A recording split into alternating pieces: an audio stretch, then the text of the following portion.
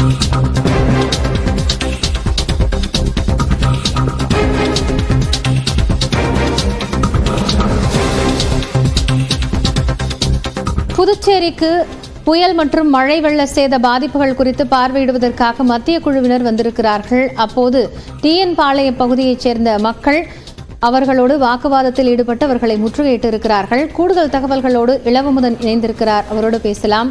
இளவமுதன், என்ன கோரிக்கைக்காக மக்கள் இந்த முற்றுகை போராட்டத்தை முன்னெடுத்தார்கள்? காயத்ரி, புயல் வெள்ள பகுதிகளை பார்வையிடுவதற்கு மத்திய குழு வந்துள்ளனர். மதியம் 3 மணிக்கு வந்த இந்த குழுவினை இரண்டாக பிரிந்திருக்கிறார்கள். அதில் ஒரு குழு தற்பொழுது கன்னிக்கோயில், பாவூர் போன்ற பகுதியில் ஆய்வு செய்து வருகிறார்கள்.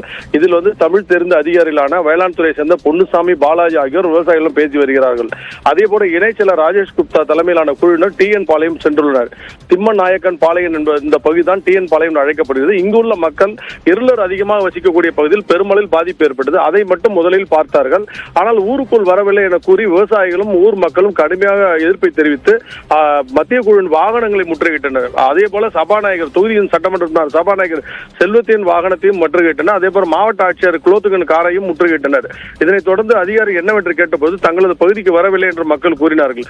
உடனே அங்கும் அதிகாரிகள் குழு நேரில் சென்று என்ன பாதிப்பு என்று கேட்டபோது கழுத்தளவில் தண்ணீர் வீடுகள் புகுந்தது என்பதை அவர்கள் தெரிவித்தார்கள்.